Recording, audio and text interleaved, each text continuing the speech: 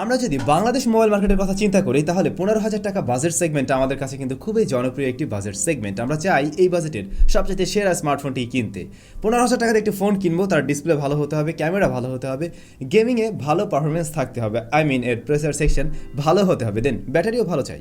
So এই বাজেটে আমরা দেখতে পাই অনেক ব্র্যান্ডের অনেক খেলোয়াড় রয়েছে।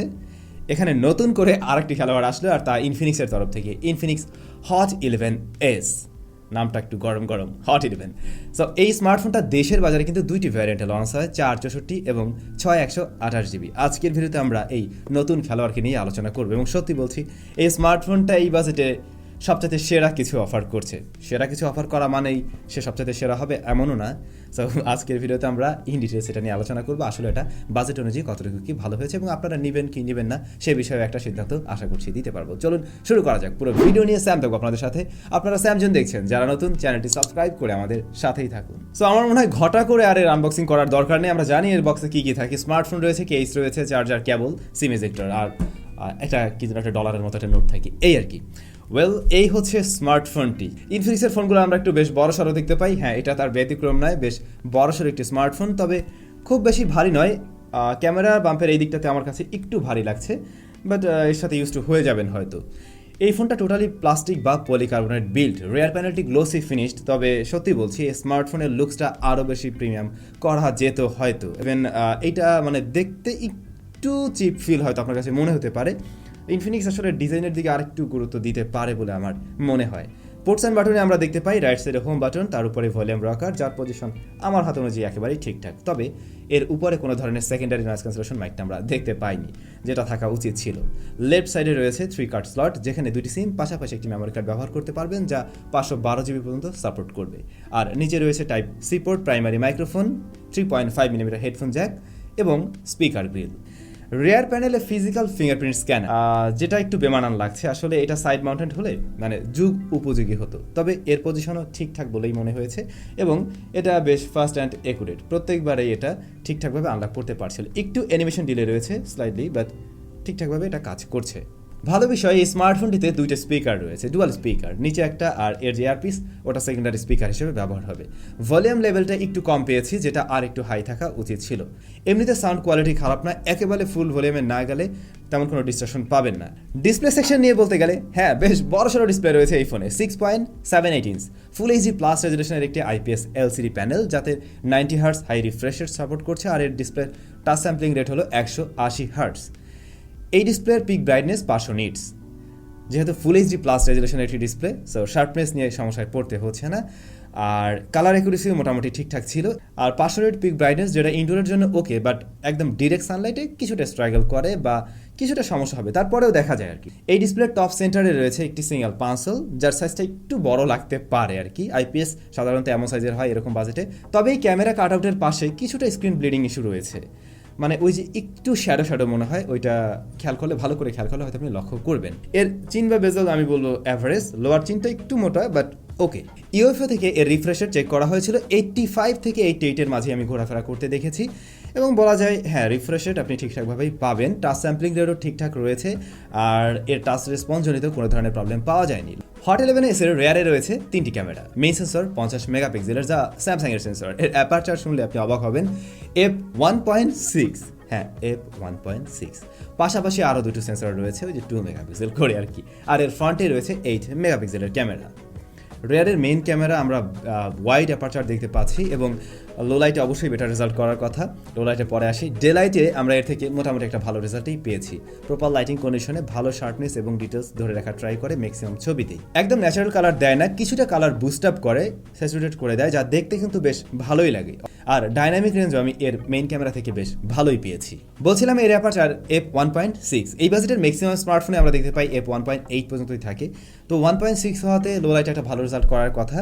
এটাও মোটামুটি একটা রেজাল্ট দিয়েছে, প্রায় এ বাজেটে অন্য ফোনের চাইতে হয়তো একটু এগিয়ে থাকবে, বাট f1.6 শুনে আমাদের কাছে যেমনটা লেগেছে, হয়তো অনেক আহামরি হবে তেমনটা না হলেও অ্যাভারেজের চাইতে একটু বেটার রেজাল্ট দিতে পারে। স্টাডি করে ধরে রাখলে নাইট মোডে মোটামুটি ভালো একটা ছবি পাওয়া সম্ভব। পোর্ট্রেট মোডে এটা বেশ ভালো রেজাল্টই করেছে। ব্যাকগ্রাউন্ড ব্লারটা একটু আর্টিফিশিয়াল হয়তো লাগবে, কিন্তু মেইন সাবজেক্টকে ভালো শার্পনেসে রাখতে পারছিল, ডিটেলস ভালোই ছিল, এবং আমরা সময় লক্ষ্য করি স্ক্রিন টোনটা একটু শিফট করে চেঞ্জ হয়ে যায়, বাট এটার ক্ষেত্রে আমি ঠিকঠাক পেয়েছি। এই স্মার্টফোনের মেইন ক্যামেরায় ভিডিও রেকর্ড করা যাবে সর্বোচ্চ 2K রেজুলেশন 30 FPS-এ। এর পাশাপাশি আপনি ভিডিওতে বোকে ইফেক্টও ইউজ করতে পারছেন, অর্থাৎ ব্যাকগ্রাউন্ড ব্লার করেও ভিডিও শ্যুট করা যাবে। ভিডিও কোয়ালিটি অ্যাভারেজের চাইতে একটু উপরে থাকে, শার্পনেস ডিটেলস প্রপার লাইট পেলে ধরে রাখতে পারে, বাট শ্যাডো এরিয়াতে বা লো লাইটে খুব একটা ভালো পারফর্ম করে না। এর ফ্রন্ট ফেসিং ক্যামেরায় আমরা দেখেছি 8 মেগাপিক্সেলের সেন্সর রয়েছে, যা লো লাইট বা একটু ইনডোর লাইটিং কন্ডিশনে সফট ছবি দেয় এবং প্রচুর নয়েজটা চলে আসে। ফ্রন্ট ফেসিং ক্যামেরাটা আরেকটু বেটার হতে পারতো, ডাইনামিক রেঞ্জটা আমি এখানে আশানুরূপ পাইনি, তবে একদম প্রপার লাইটে বা আউটডোরে শার্পনেস ডিটেলস মোটামুটি ধরে রাখা ট্রাই করে। এবারে কথা বলা যাক এই স্মার্টফোনের অন্যতম বিশেষ আকর্ষণ এর পারফরমেন্স সেকশন নিয়ে। এই মোবাইল ফোনটি আমরা জানি দেশের বাজারে দুইটি ভ্যারিয়েন্টে লঞ্চ হয়েছে, 464 এবং 6128GB। বাই দ্য ওয়ে আমি মনে হয় এর দামটা বলিনি। 464GB ভ্যারিয়েন্টের প্রাইসটা হলো 15,000 টাকা এবং পরবর্তী ভ্যারিয়েন্টের প্রাইসটা হলো 16,000 টাকা, 10 টাকা করে কম রয়েছে। এই স্মার্টফোনের প্রসেসর সেকশনে রয়েছে MediaTek Helio G88 SoC।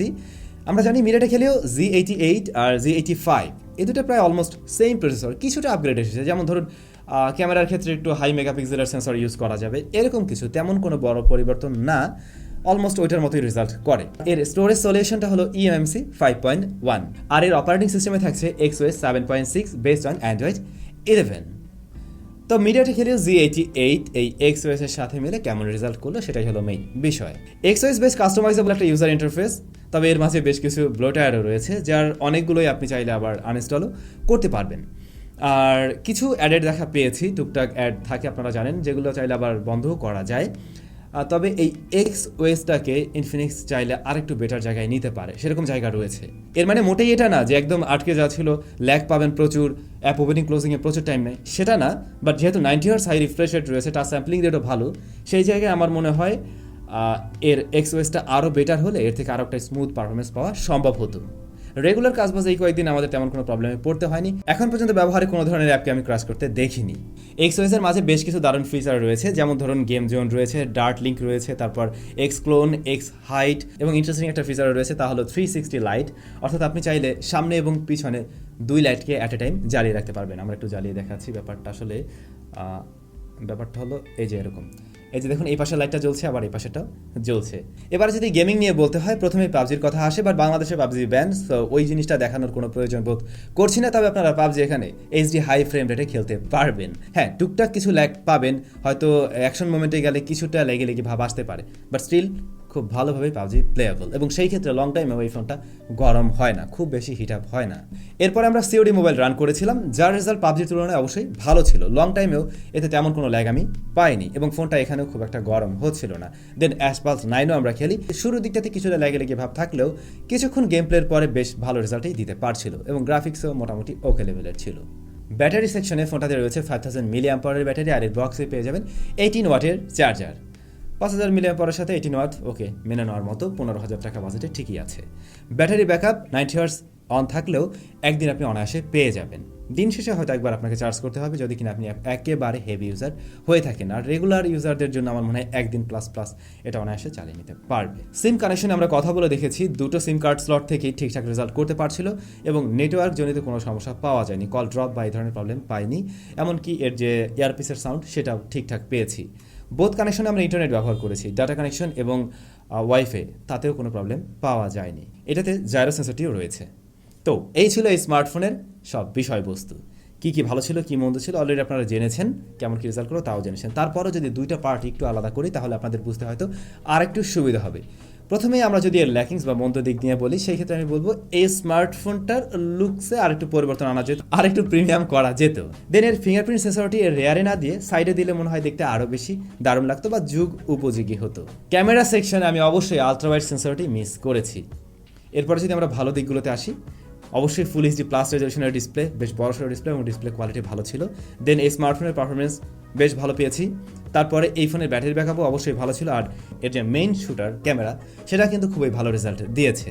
তো এগুলো ছিল অবশ্যই এর ভালো দিক, অর্থাৎ মেইন বিষয়গুলো অবশ্যই এই স্মার্টফোনে ভালো রয়েছে। এবং ফাইনালি এই স্মার্টফোনটা আসলেই আপনাদেরকে রিকমেন্ড করা যায়, কারণ 15,000 টাকা বাজেটে আমরা হয়তো এই স্মার্টফোনটা যা অফার করছে সেরকমটা দেখছি না এই মুহূর্তে।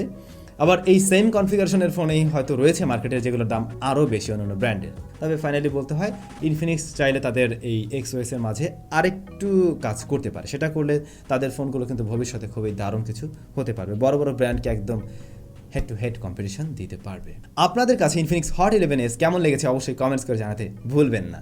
ভালো থাকবেন, সুস্থ থাকবেন, দেখা হচ্ছে আমাদের আবারও নতুন কোনো এক ভিডিওতে।